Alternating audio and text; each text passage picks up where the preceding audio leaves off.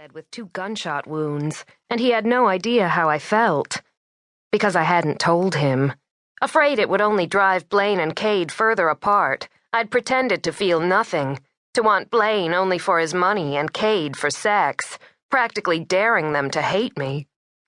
I'd prayed it would be enough to repair their relationship, broken because of me, and I had nearly succeeded.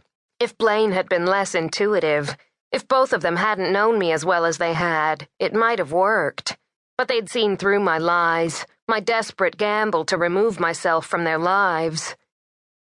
I didn't know where things stood now, not really. A grief-stricken father had precluded any discussion, and Kade had stepped in front of a bullet intended for Blane, sacrificing himself for his brother without a second's hesitation. Yes, they said Kade would recover, that he had made it through surgery okay, but that didn't relieve the guilt gnawing at me for how I'd treated him. And until he opened his eyes, until I could see for myself that he was still the Kade I knew, I could think of nothing else, do nothing else. Blane and I sat through the day at Kade's bedside. We watched as they removed the ventilator, our hands tightly connected as we saw Kade's chest rise and fall on its own. We took turns running home at Mona's behest to change. Occasionally, one of us would take a break, leaving the other to keep vigil for a short time.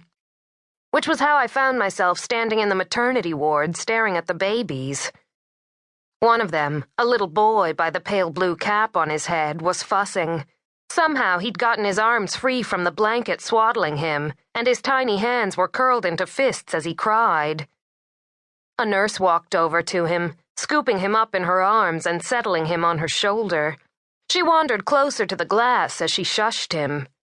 When she turned her back, I could see he'd quieted. He was wide awake, his blue eyes open and taking in the world around him. He was beautiful, perfect, and it seemed as though our gazes met through the glass as he began sucking on his fist.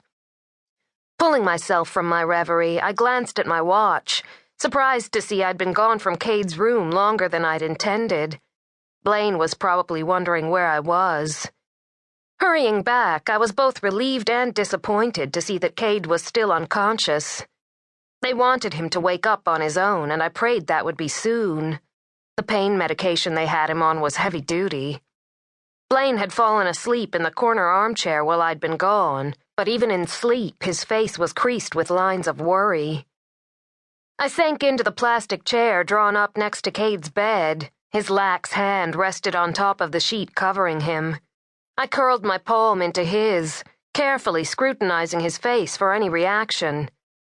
His hair was inky black against the stark white pillow, the silky strands mussed. Reaching forward, I pushed back a lock that had fallen across his forehead. My fingers brushed his cheek, the stubble from 2 days' growth softly abrading my skin.